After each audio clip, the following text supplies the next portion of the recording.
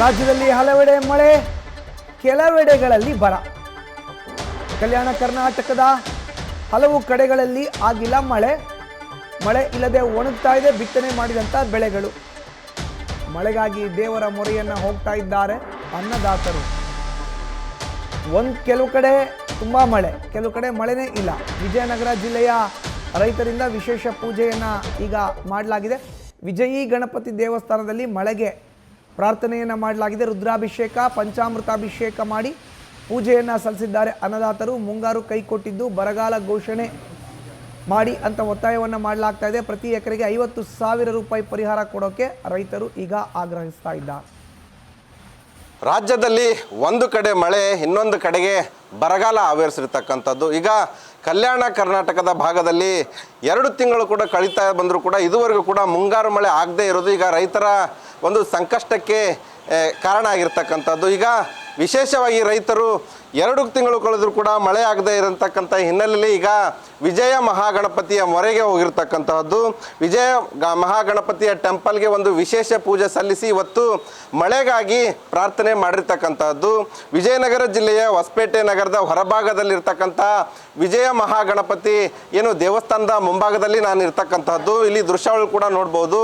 ವಿಜಯನಗರ ಜಿಲ್ಲೆಯ ನಾನಾ ಭಾಗದ ರೈತರು ಇವತ್ತು ಈ ಒಂದು ವಿಜಯ್ ಮಹಾಗಣಪತಿ ಟೆಂಪಲ್ಗೆ ಆಗಮಿಸಿ ನಮಗೆ ಇದುವರೆಗೂ ಕೂಡ ಮಳೆ ಆಗಿಲ್ಲ, ಹೀಗಾಗಿ ಗಣಪತಿ ಕೃಪೆ ತೋರಬೇಕು, ವರುಣರಾಯ ಆಗಮನ ಆಗಬೇಕು ಅನ್ನುವಂಥ ನಿಟ್ಟಿನಲ್ಲಿ ಇವತ್ತು ಸಮಸ್ತ ರಾಜ್ಯದ ರೈತರ ಪರವಾಗಿ ಇವತ್ತೊಂದು ವಿಶೇಷ ರುದ್ರಾಭಿಷೇಕ ಸಲ್ಲಿಸಿ ವಿಶೇಷವಾಗಿ ದೇವರ ಮೊರೆ ಹೋಗಿ ಈಗ ವರುಣನಿಗಾಗಿ ಏನು ಪ್ರಾರ್ಥನೆ ಮಾಡುವಂಥ ಸನ್ನಿವೇಶ ಎದುರಾಗಿರ್ತಕ್ಕಂಥದ್ದು. ಒಂದು ಕಡೆಗೆ ಮಲೆನಾಡು ಅಚ್ಚುಕಟ್ಟು ಪ್ರದೇಶದಲ್ಲಿ ಯಥೇಚ್ಛವಾಗಿ ಮಳೆ ಆಗ್ತಾ ಇದೆ, ಆದರೆ ಈ ಭಾಗದಲ್ಲಿ ಆಗ್ತಾ ಇಲ್ಲ ಎನ್ನುವಂಥ ರೈತರು ಈಗ ನೋವನ್ನು ಕೂಡ ತೋಡಿಕೊಳ್ತಾ ಇದ್ದಾರೆ. ನಮ್ಮ ಜೊತೆಗೆ ರೈತರೇ ಈಗ ಖುದ್ದಾಗಿದ್ದಾರೆ, ಅವ್ರನ್ನೂ ಕೂಡ ಮಾತನಾಡ್ತಾ ಹೋಗ್ತೀನಿ. ಸರ್, ಏನು ಸರ್ ವಿಶೇಷವಾಗಿ ಇವತ್ತು ಈ ಒಂದು ಪೂಜೆ ಮಾಡಲಿಕ್ಕೆ ಕಾರಣ ಏನಂತ?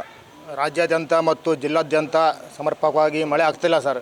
ಹಾಗಾಗಿ ನಾವು ಈಗ ದೇವರ ಮೊರೆ ಹೋಗ್ಬಿಟ್ಟಿವಿ.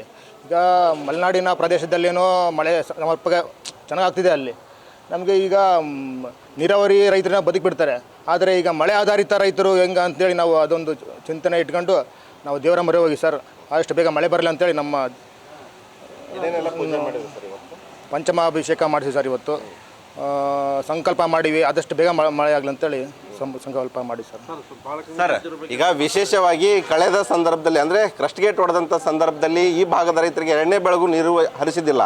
ಈ ಬಾರಿ ಗೇಟ್ ರೆಡಿ ಆಗಿದ್ದಾವೆ, ಮಳೆ ಆಗಿಲ್ಲ. ಹಾಗಾಗಿ ಏನಂತ ವಿಶೇಷವಾಗಿ ಸರ್ಕಾರಕ್ಕೆ ಮತ್ತು ಇವತ್ತು ವಿಶೇಷ ಪೂಜೆ ಸಲ್ಲಿಸಿ ಏನು ಮನವಿ ಮಾಡಿಕೊಂಡ್ರು ಸರ್? 2024ರಲ್ಲಿ ನಾವು 19ನೇ ಕ್ರಸ್ಟ್ ಗೇಟ್ ಮುರಿದೋದಾಗ ಇದೇ ವಿಜಯ ಮಹಾಗಣಪತಿಗೆ ವಿಶೇಷ ಪೂಜೆ ಸಲ್ಲಿಸಿದ್ವಿ.